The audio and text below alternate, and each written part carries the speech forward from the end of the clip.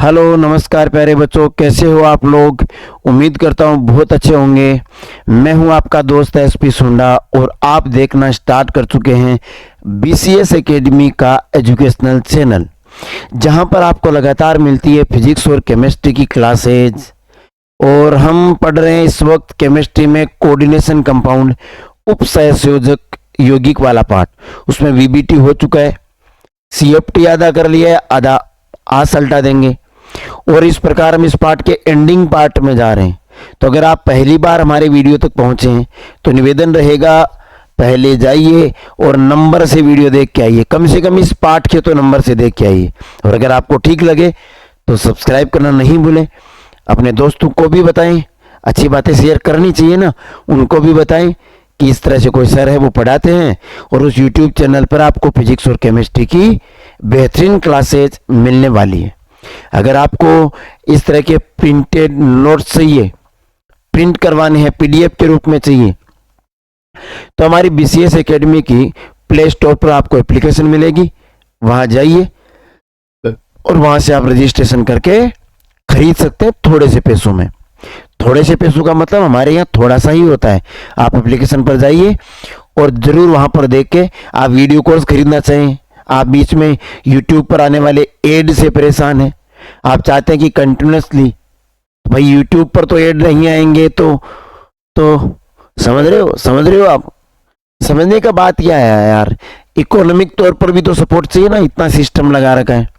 तो यूट्यूब पे तो एड आएंगे भैया, अगर बिना एड का चाहिए तो थोड़े से पैसों में, मतलब आपके जेब खर्च के पैसों में, महीने भर के जेब खर्च के पैसों में आपको वीडियो कोर्स, और 7 दिन के जेब खर्च में, या यूं कहूं 1 दिन के जेब खर्च में आपको नोट्स मिल जाएंगे। इसलिए जाके वहां से आप देख लीजिए। चलो, अपन सीएफटी पढ़ रहे थे। सीएफटी में ऑक्टाहेड्रल के लिए तो अपन ने पढ़ लिया, अब पढ़ेंगे टेट्राहेड्रल के लिए, चतुष्फलकीय के लिए इस प्रकार वाली ज्यामिति के लिए पढ़ेंगे। क्रिस्टल क्षेत्र विपाटन कैसे होता है, बोला चतुष्फलकीय ज्यामिति में धातु आयन एक घन के कोनों के मध्य स्थित होता है और 4 लिगेंड घन के एकांतरित कोनों पर स्थित होते हैं। घन यानी क्यूब, एकांतरित कोनों का क्या मतलब है, अगर एक यहाँ है तो एक सामने वाले पे, फिर एक यहाँ है तो फिर एक सामने वाले पे। ऐसे सुनना, ये पीछे वाले के इधर है, ये सामने वाले के इधर है, आमने सामने, ये पीछे वाले पे, ये सामने वाले पे, और यहां बीच में कौन होता है, केंद्रीय धातु परमाणु। ये कह रहा है लिगेंड धातु के T2G कक्ष को, जो 3 कक्ष सकते हैं, XY अक्ष Z और YZ की दिशा में पास आते हैं। अगर इनकी दिशा में आएंगे तो अब की बार एनर्जी किनकी ज्यादा हो जाएगी, T2G की।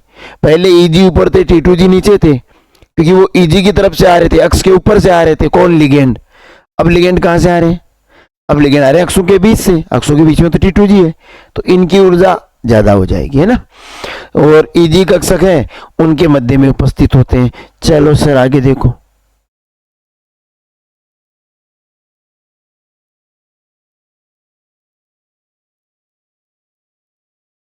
सुनो ससुर जी अब जिद छोड़ो, सुनो ससुर जी अब जिद छोड़ो, मान मेरी बात, कुछ नहीं जाएगा साथ पढ़ लो। देखो, अब ये कह रहा है प्रतिकर्षण द्वारा T2G कक्षकों की ऊर्जा अधिक हो जाएगी, क्योंकि जो अब की बार लिगेंड आएंगे वो अक्षों के बीच से आएंगे। तो जो सेंट्रल मेटल एटम है, जो केंद्रीय धातु परमाणु है, उनकी तरफ जब वो लिगेंड आएंगे अक्षों के बीच से, तो अक्षों के बीच में तो T2G कक्षक उपस्थित है, उनकी एनर्जी ज्यादा हो जाएगी और EG कक्षकों की एनर्जी कम हो जाएगी।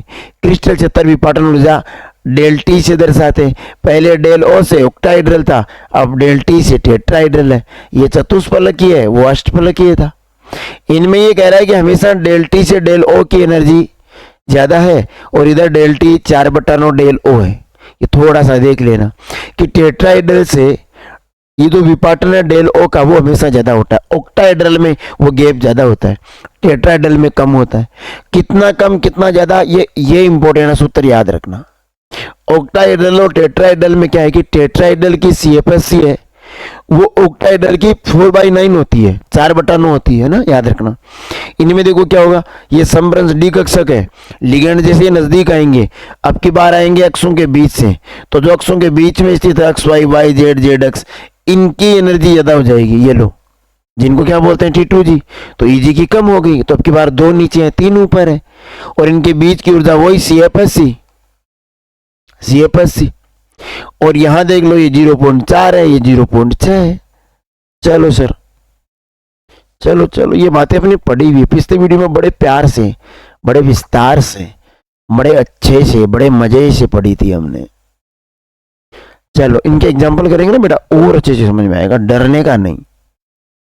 अरे रे डरने की क्या बात है, SP सर तुम्हारे साथ है। देखो देखो सर, देखो चतुष्फलकीय संकुलों के लिए डेल टी के हमेशा पेयरिंग एनर्जी का मान ज्यादा होता है। पेयरिंग एनर्जी का मान ज्यादा है तो इलेक्ट्रॉन पहले सब में जाएंगे, पहले Eg में फिर T2G में, क्योंकि कम है मान किसका, डेल टी का। विपाटन ऊर्जा का मान कम है, पेयरिंग एनर्जी का मान ज्यादा है, पेयरिंग एनर्जी का मान ज्यादा है, इसका मतलब पेयरिंग होगी नहीं, ऊपर चला जाएगा इलेक्ट्रॉन। और ये CF से ये फॉर्मूला देख लेना, याद कर लेना, हो जाएगा, देख लेना। न्यूमेरिकल इस पे आए तो काम आ सकता है कि -0.6 NEG बराबर 0 + 0.49 T2G कक्षक डेल टी करके छोड़ो इसको। आगे देखो सर, आगे देखो, आगे देखो, आगे देखो, आगे देखो, ये फॉर्मूले हैं, याद होते हैं तो ठीक, वरना इंपॉर्टेंट नहीं है बोर्ड एग्जाम के हिसाब से। तो देखो अब है संकुल यौगिकों का रंग, कि संकुल यौगिकों का रंग कैसा होगा, रंगीन है, रंगहीन है, अगर रंगीन है तो कैसे है। देखो संकुल यौगिक रंगीन होते हैं जब श्वेत प्रकाश का संकुल इन पे आपतित होता है तो उनका कुछ भाग अवशोषित हो जाता है। किनका, श्वेत प्रकाश का। भाई श्वेत प्रकाश 7 रंगों से मिलकर बना होता है ना, पढ़ा था 10th में। V for violet, indigo, blue, green, yellow, yellow, orange और रेड, इन 7 रंगों से मिलकर बना है। जब श्वेत प्रकाश संकुल यौगिकों से गुजरेगा तो संकुल यौगिक इनमें से कुछ को तो रख लेंगे, वापिस पूरों को नहीं जाने देंगे, पूरे नहीं गए तो रंग सफेद तो नहीं होगा, रोक लिया वो रंग तो दिखेगा ही नहीं, जो वापिस हमारे आंखों तक आया वो दिखेगा। चलो देखते हैं, इनमें थोड़ा ध्यान रखना सर, इनमें थोड़ा ध्यान रखना कि संकुल उस रंग का दिखाई देता है जो अवशोषित रंग का सप्लीमेंट्री कलर होता है, पूरक कलर होता है।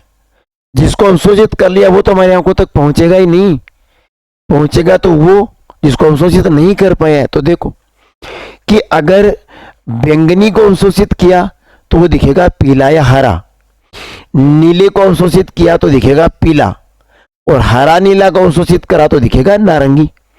नीला हरा को किया, उल्टा मत कर लेना, हरा नीला, नीला हरा तो लाल, ये थोड़े आसपास के कलर है। हरे को किया तो गहरा बैंगनी, पीले हरे को किया तो बैंगनी, पूरे पीले को कर दिया तो नीला, और नारंगी को कर दिया तो हरा नीला। ये आपको याद करना होगा, थोड़ा सा याद रखना पड़ेगा, मेहनत, क्योंकि ये प्रैक्टिकल चीज है ना, कि इसको अवशोषित किया तो कौन सा दिखाइए। जैसे वॉयलेट तो येलो ग्रीन, ग्रीन को अवशोषित किया तो रेड, ब्लू को तो ऑरेंज, इंडिगो तो येलो। ये इनके सप्लीमेंट्री कलर है ना। ये तुम्हें थोड़ा सा मेहनत करना पड़ेगा बबुआ, और फिर याद करना पड़ेगा। एनसीईआरटी से कर लो ठीक रहेगा, ये अच्छे से याद कर लो एनसीईआरटी से, उतना से चल जाएगा वे काम। देखो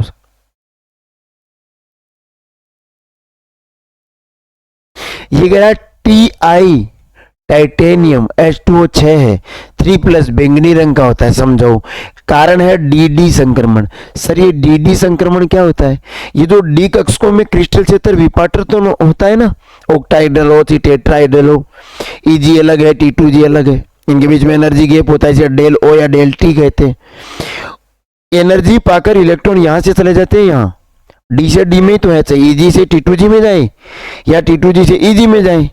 DD कक्षकों के मध्य इलेक्ट्रॉन का जो मूवमेंट है उसको क्या बोलते हैं, डी संक्रमण। और इसी कारण वे रंगीन होते हैं। ये देख लो कि ईजी कक्षक है, ईजी कक्षक है, T2G से ईजी में चला गया, पीला हरे रंग का अवशोषण किया तो पूरा रंग कौन, पूरक रंग सप्लीमेंट्री कलर कौन सा दिखाई देगा, बैंगनी कलर दिखाई देगा। संकुल आयन दृश्य प्रकाश से ऊर्जा का अवशोषित करके T2G से एक इलेक्ट्रॉन को ईजी कक्षक में उत्तेजित कर देता है। इलेक्ट्रॉन एनर्जी ली ऊपर चला गया, अवशोषित रंग का पूरक रंग अनुरूप संकुल बैंगनी रंग का दिखाई देता है। लो सर, अब है उप सहसंयोजक यौगिकों का स्थायित्व है। उप सहसंयोजक यौगिकों का स्थायित्व है।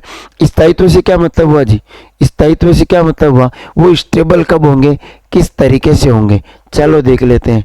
चलो चलो चलो देख लेते हैं, ये भी देख लेते हैं। सुनो,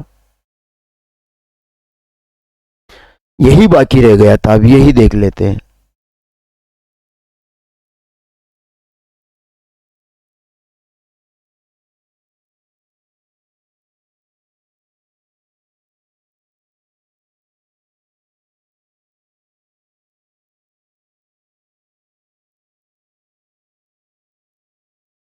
एक मिनट जी, चलो देखो कि उपसहसंयोजक यौगिकों का स्टेबिलिटी किस पे डिपेंड करती है, बोला धातु और लिगेंड के मध्य अभिक्रिया पर डिपेंड करती है। ये कोई मेटल है जिसपे चार्ज है A+ और n संख्या में लिगेंड आएंगे जिन पे चार्ज है X-, और ये बना लेंगे सेंट्रल मेटल, और वो n के n लिगेंड जुड़ जाएंगे और चार्ज कितना आ जाएगा, B+। देखो द्रव्यानुपातिक क्रिया नियम के अनुसार जो नियतांक होगा वो देखो उत्पाद का सक्रिय द्रव्यमान बटा अभिकारक का सक्रिय द्रव्यमान, तो ये लिख दिया। यहाँ Ma क्या है, धातु आयन है, मेटल है जिसपे H+ चार्ज है, लिगेंड है जिसपे X- चार्ज है, MlNB+ क्या है, संकुल है, और Ks क्या है, संकुल का स्थायित्व स्थिरांक। अब संकुल का स्थायित्व है वो Ks के समानुपाती होता है, यानी जितना ज्यादा Ks का मान आएगा उतना ही ज्यादा उसका स्थायित्व होगा। जैसे संकुल है CuNH3 का होल पावर 2+, इसका Ks है 4.5 × 10⁻11, और जो CuCN4 का 2- है उसका है 2 × 10⁻27। संकुल आयनों का स्थायित्व का क्रम क्या रहेगा, बोला ये मान ज्यादा है, Ks का मान जिसका ज्यादा स्थायित्व भी वो ज्यादा, तो ये स्थायी ज्यादा हो गया। क्योंकि NH3 की अपेक्षा CN- कैसा लिगेंड है जी, प्रबल लिगेंड है सर। कैसा लिगेंड है, प्रबल लिगेंड है। तो ध्यान रखना है Ks का मान, संकुल स्थायित्व स्थिरांक का मान जितना ज्यादा होगा संकुल उतना ही ज्यादा स्थायी होगा, संकुल उतना ही ज्यादा स्थायी होगा सर, संकुल उतना ही ज्यादा स्थायी होगा। देखो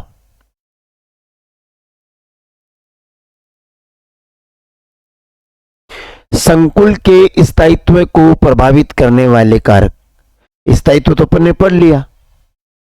अब ये कह रहा है वो कौन से फैक्टर है, वो कौन से फैक्टर है जो निर्धारित करेंगे, प्रभावित करेंगे स्थायित्व को। केंद्रीय धातु आयन की प्रकृति कैसी है कि संकुल का स्थायित्व है वो समानुपाती होता है धातु आयन पर आवेश के। भाई सेंट्रल मेटल पर कितना चार्ज आएगा, जितने वो इलेक्ट्रॉन त्याग देगा। इलेक्ट्रॉन क्यों त्याग रहा है सेंट्रल मेटल, ताकि जो लिगेंड आएगा उसको खाली कमरे प्रोवाइड करवा दे, खाली कक्षक प्रोवाइड करवा दे। जितने ज्यादा इलेक्ट्रॉन त्याग रहा है उतना ही उस पर चार्ज आ जाएगा, प्लस का चार्ज आ जाएगा। और अगर चार्ज ज्यादा आ गया इसका मतलब लिगेंड ज्यादा तरीके से जुड़े हुए हैं, अच्छे से जुड़े हुए हैं। इसी प्रकार ये कह रहा है कि संकुल का स्थायित्व व्युत्क्रमानुपाती होता है धातु आयन की त्रिज्या यानी आकार के। आकार कम, स्थायित्व ज्यादा। जाहिर सी बात है कोई भी मेटल अगर मेटल पर चार्ज ज्यादा कब आएगा, वो जब वो ज्यादा इलेक्ट्रॉन त्यागेगा। और कोई मेटल जब ज्यादा इलेक्ट्रॉन त्याग देगा सर, कोई मेटल अगर ज्यादा इलेक्ट्रॉन त्याग देगा तो उस पर चार्ज ज्यादा आएगा। इलेक्ट्रॉन ज्यादा त्याग दिए तो केंद्र में प्रोटॉन ज्यादा हो गए, नाभिक में प्रोटॉन ज्यादा हो गए तो नाभिकीय आवेश बढ़ जाएगा। नाभिकीय आवेश बढ़ेगा तो आकार छोटा हो जाएगा। इसका मतलब आकार छोटा, चार्ज ज्यादा, यानी चार्ज ज्यादा आकार छोटा, और आकार कम तो व्युत्क्रम अनुपात या तो स्थायित्व ज्यादा। आगे बढ़ो। स्थायित्व होता है संकुलों का धातु आयन का आवेश घनत्व। आवेश घनत्व ज्यादा होगा, स्थायित्व भी ज्यादा होगा। आगे देखो, Fe3+6Cn- और ये संकुल बना रहे FeCN6 3-। ये कह रहा है इसका जब Ks निकला तो वो आया 1.2 गुणा 10⁻31। और अगर Fe2+ की अपन क्रिया करवाए 6Cn-, अभी भी अपन ने पढ़ा आवेश ज्यादा स्थायित्व ज्यादा, धातु पर आवेश ज्यादा स्थायित्व भी ज्यादा, तो इसके लिए जो यौगिक बना FeCN6 उसमें Ks की वैल्यू आई 1.8 × 10⁻6, तो बहुत ज्यादा है 10⁻31। क्या ज्यादा है? Ks। और अभी अपन ने पढ़ा कि अगर Ks का मान ज्यादा हुआ, अगर Ks का मान ज्यादा हुआ, अगर Ks का मान ज्यादा हुआ, Ks का मान ज्यादा हुआ तो स्थायित्व भी क्या होगा? ज्यादा। देखो, तो Ks का मान ज्यादा है तो स्थायित्व भी ज्यादा है। चलो देखो, अंतिम पड़ाव में हम, ये पाठ खत्म है। अगर कोई समस्याएं आपकी रहेगी इसके पूरे होने के बाद तो आप कमेंट करके बताइएगा जरूर कि सर इस पाठ में ये चीज रह गई है, मानवीय भूल पॉसिबल है, या बीच के वीडियोज में मैंने कुछ कहा हो कि ये लास्ट में करवा दूंगा या बता दूंगा और वो पाठ पूरा होने के बाद भी नहीं हुआ है, तो मैं इस चीज से पीछा छुड़ा के भागने वालों में नहीं हूं। कोई भी दिक्कत है, मैंने कहा भी है या नहीं भी कहा है, तो भी आप कमेंट करके बता दीजिएगा, मैं करवा दूंगा। और काफी बच्चों की ये मांग है कि सर इस पार्ट के बाद में आप ऑर्गेनिक करवा दीजिए एक बार, तो बिल्कुल आपको ऑर्गेनिक ही करवाऊंगा सर। और इतनी शानदार ऑर्गेनिक करेंगे कि समीकरण के नाम से ही डरने वाले आप लोग, अगर डरते हो तो, वरना बहुत अच्छी बात है। समीकरण से नाम से भी डरने वाले बच्चे समीकरण के नाम से मोहब्बत करने लगेंगे। बातें सिर्फ हवा में नहीं कह रहा, आप देखिएगा ऑर्गेनिक केमिस्ट्री में कितनी शानदार चलती है। इसलिए बड़ी तैयारी करके, तैयारी कुछ नहीं करनी है आपको, बड़े प्रेस होके फ्री माइंड से आना है। बस एक रफ कॉपी रखनी है ताकि नोट साथ बना लो। ठीक है, चलो इसको खत्म करते हैं कि आवेश समान हुआ तो संकुल यौगिकों के स्थायित्व का क्रम क्या रहेगा। देखिए इस पे +2 चार्ज है, +2 चार्ज है, सब पे +2 चार्ज है, फिर भी स्थायित्व का क्रम ये रहेगा Cu2+ का ज्यादा, Ni2+ का कम, फिर ये कम, फिर ये कम, फिर ये कम। ऐसा क्यों हुआ?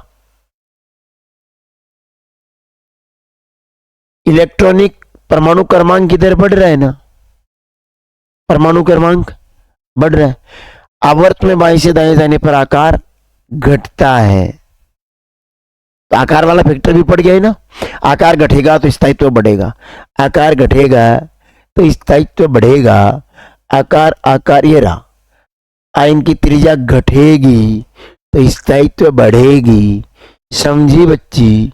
ध्यान देना सर। चलो, तो ये ना स्किन टाई वाली कार में फिर कोई निकला कॉपर जिंक, ये लिखा तो इस तरह से है, बाकी है ऐसे मैग्नीज। फिर कोई निकला कॉपर 29, 28, 27, 26, 25। आवर्त में बाएं से दाएं जाने पर आकार घटता है, और आकार घटेगा तो अभी भी पढ़ के आए हैं कि आकार घटेंगी तो स्थायित्व बढ़ेंगी। समझ में आए बच्चों?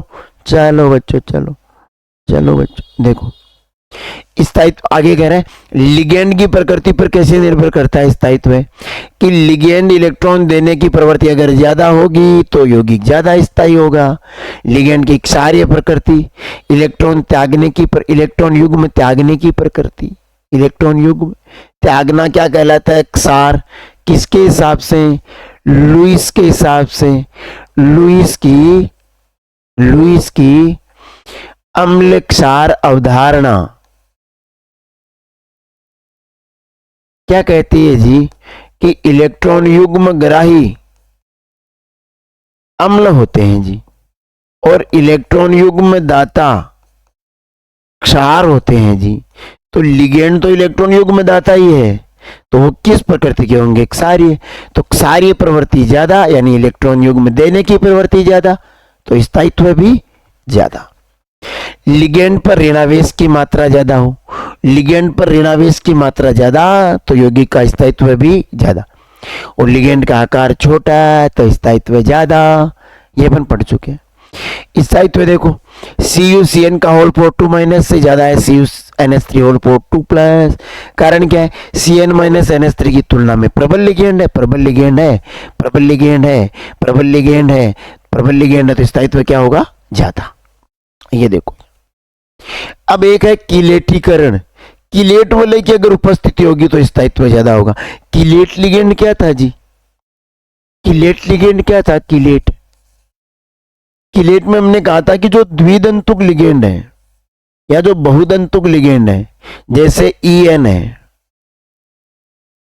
एथिलीन डाइएमीन, CH2NH2, CH2NH2, ये क्या करेगा? केंद्रीय धातु परमाणु के साथ एक साथ दो उपसहसंयोजक बंध बनाएगा, तो ये एक रिंग जैसी स्ट्रक्चर बना ली। इसको बोलते हैं किलेट संरचना। ये है किलेट लिगेंड, किलेशन, किलेटीकरण बोलते हैं इसको। अगर ये होगा तो स्थायित्व ज्यादा होगा कि किलेटिंग लिगेंड से बने संकुल एक दंतुक लिगेंड से बने संकुल की तुलना में अधिक स्थायी होते हैं, अधिक स्थायी होते हैं। तो बधाई हो, उपसहसंयोजक पाठ खत्म है। आप एनसीईआरटी के बीच के पीछे के क्वेश्चंस कीजिए, practice can make a man perfect, अभ्यास कीजिए, सफलता जरूर मिलेगी। ये वीडियो आधे घंटे में थोड़ा 10 मिनट कम है, पिछला वीडियो 10 मिनट ज्यादा हो गया था, अब टॉपिक ही हो गया।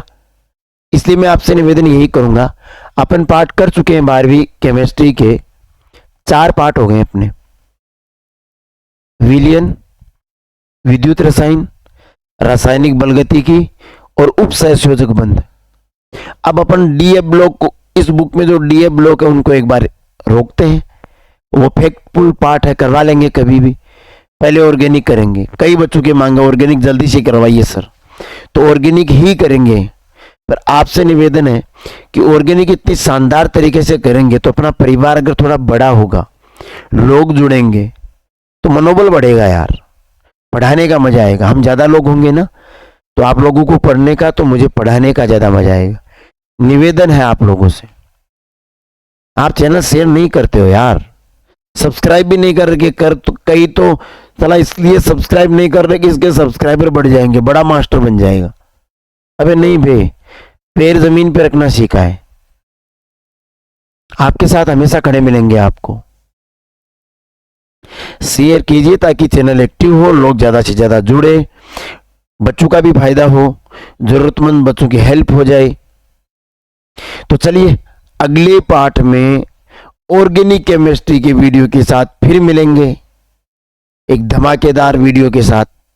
अब मार्केटिंग में यार जितने नाम याद रहते उतने बोल देता हूं रे, फिर भी तुम लोग शेयर नहीं कर रहे। शेयर कीजिए, सब्सक्राइब कीजिए, लाइक कीजिए, बटन ठोक दीजिए, वो कर, वो उनसे क्या हो जाएगा? आपकी आत्मा कहेगी तो आप कर दोगे, बाकी मैं फॉर्मेलिटीज कर रहा हूं डेली कि लाइक कर दीजिए, शेयर कर दीजिए। करोगे तभी ना जब आपकी आत्मा कहेगी कि नहीं यार काम ठीक है सर का, करना चाहिए, या अपने दोस्त को भी बताना चाहिए, उसका भी फायदा हो जाए। इसलिए आप अपने आप कर लोगे जी। आप बस पढ़ाई कीजिए, बाकी छोड़िए रे, शेयर सब्सक्राइब सब छोड़िए। सब्सक्राइब कर करना, अनसब्सक्राइब कर दीजिए, पढ़ाई कीजिए। अपने घर में माता पिता को मोटिवेशन बनाइए, तो दिन रात तुम्हारे लिए मेहनत कर रहे हैं। बाकी ठीक है, सब चलता रहेगा। चलिए धन्यवाद, फिर मिलेंगे, तब तक के लिए नमस्कार। जय हिंद, जय भारत, जय जवान, जय किसान।